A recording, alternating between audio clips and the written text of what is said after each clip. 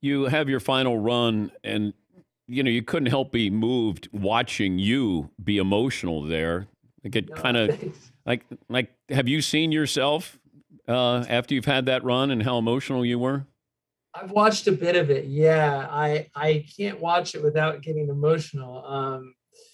You I guess I was told when I was a kid that this day would come, and hey, it's the inevitable. You'll get to a point where you either can't ride, or the tricks get too heavy, or some sign will happen, and you'll retire. And just to be actually living that moment that I'd heard about and never really thought about until it really happened. And yeah, it was moving. And a lot of the competitors had lined up at the bottom and came and gave me a hug and told me what it meant to them that I was there competing with them, and what I've meant to them for their careers. And I mean, one of the guys was like, I haven't told you this ever, but my first board, I had your pro model board. I wore the jacket you wore. I wanted to be you. I was like, oh, this is so wild, and then they pulled up my family on the big screen. They had a big TV there, and just to see their faces and realize, we've all been in this kind of journey together for so long in a sport that was very misunderstood.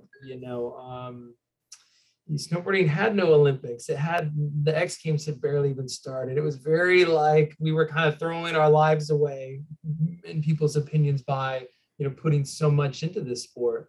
But I just believed, and I knew that at the end of the day, I enjoyed it so much that who cares? But it turned into this amazing thing, and just to see where it's come from and how big of a part I've played in that was just wild. So I got very emotional. I don't think I've cried as much at an Olympics before. And I got emotional watching the Dear Rider documentary at the Oh yeah, at the very end when you guys are doing the ceremonial, basically goodbye with Jake yeah, the Burton ride and down. I mean, and his wife, and watching that with her kids, and that was pretty Mhm. impactful there.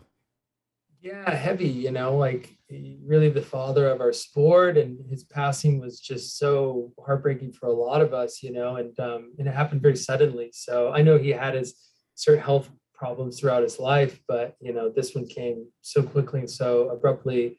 And just remembering him, and that was something I even mentioned in one of my interviews out there. I was just like, it's so bizarre to get to the bottom, because I've seen him after every Olympics, and taken our photo together.